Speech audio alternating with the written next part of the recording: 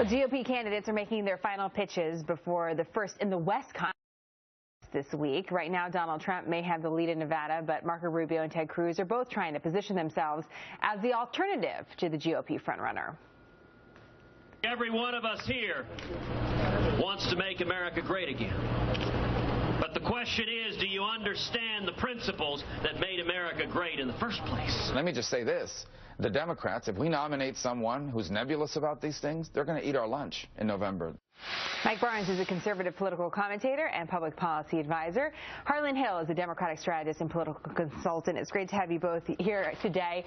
You know, Mike, when I start seeing the titles and you see them repeating themselves, you know, who's the alternative to Trump? Where will the party go to find an alternative for Trump? I have to ask the question, why doesn't the Republican Party get behind Donald Trump?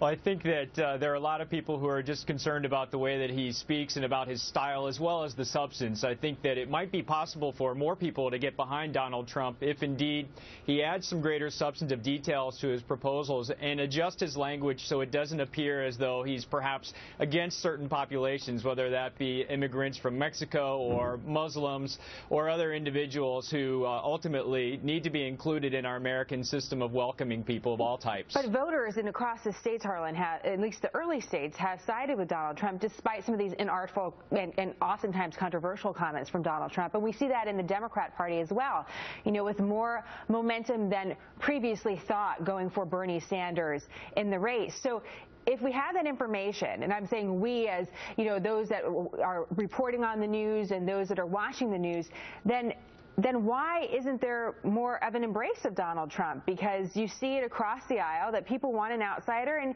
he's winning handily. He is, and winning changes people's perception of a candidate.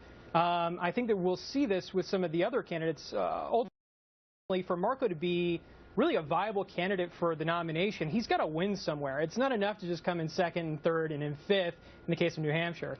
So winning shapes people's perception of a candidate. And, you know, just looking back historically, lots of candidates had ceilings like Donald Trump has. And, you know, McCain had a ceiling in 2008. Mitt Romney had a very real ceiling that it took a while for him to break through in 2012. I think Trump will, too. I think he's getting momentum, and I think he's well positioned to break through it. So what about Rubio then, Mike, and what Harlan had to say about that, about not, you know, Rubio hasn't won a contest, Ted Cruz has. You know, how does Marco Rubio present himself as the alternative to Donald Trump when he hasn't been able to beat him like Ted Cruz did in Iowa? I think we have to look at the big picture themes in this election. So we've got the anti-establishment appeal, and then we've got the theme of the anti-Trump alternative. And if we break it down and look first at Cruz, we see that Cruz does well among evangelical and values voters, but he does not do well among economy, jobs, and terrorism voters. And so if hypothetically we were an election with Trump versus Cruz as the choices, we would see Trump win. And if we look at Rubio as the alternative, Rubio has no appeal whatsoever to the anti-establishment movement of this particular election. Plus, he's been such a tough campaigner that the other campaigns of Bush, for example, and then even Cruz probably would be so upset that the voters would not go in support of Rubio. And so as between Rubio and Trump, we see that Trump also prevails. What we're not talking about today, and what anyone who's interested in pursuing this anti-Trump alternative needs to consider, is that John Kasich can appeal to both. He can appeal both to anti-Trump and anti-establishment. Remember, he was not liked in Congress because he was such a maverick, but he's balanced the budget, he's managed an economy. He comes from Ohio, where he appeals to a number of working class individuals. So if we're really looking at the alternative, the logical choice actually is to steer our attention toward John Kasich. Interesting. Harlan, what do you think about that? Well, that maybe the alternative's not those in the top three? I think that there's definitely a case to be made there. I think that it's important that we realize that in a three-way race, no one beats Trump. So the only way that you really have an anti-Trump candidate is if you clear out the entire field.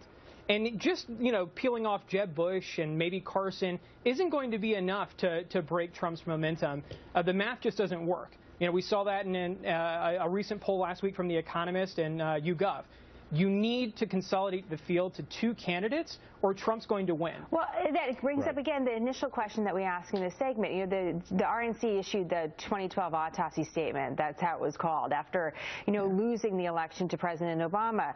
And in it, they said they really needed to do things differently. Well, who's more different than Donald Trump at this point? Somebody that has 100% name recognition, that is filling stadiums, who's winning. And although those in a certain class of political pundits don't necessarily feel comfortable with him, the voters obviously do. So why not, certain Mike? Voters do. We have to look at the electability, which is crucial and always a problem in these Republican primaries. But we know at this point that the Democratic base is somewhat depressed, with only 2/3 of voters showing up in Nevada as compared with 2008. And so what we need to really pay attention to is who might actually draw those voters out in November. And it's going to be the candidates on the Republican side who really evoke the strong emotions of the left. The final thought on that, because Harlan, we have seen that, by the way, with numbers, that the Democrats are not coming out as big numbers. But again, that goes back to the question: Donald Trump is bringing out new people. He is bringing out the numbers. So, as a Democrat, do you see him as a formidable opponent, despite, again, some of the inartful things that he said and some of the controversy? I will say this: I look at him and I look at a candidate, as you said, that has 100% name ID. He's a known quantity and has been for a long time. And I think that he's a fairly moderate voice. I actually think that he brings a lot of Reagan Democrats, very moderate Democrats, into play for Republicans. So I'm not so convinced that he's unelectable in the general election. Based on what I'm hearing from friends and colleagues, I think that people are starting to take a look at him, whether they will publicly admit it or not. I'm hearing the same on the right. That's interesting. Interesting note to end on here as we go into Nevada, and then beyond that, of course, Super Tuesday. So we're going to have a lot more information.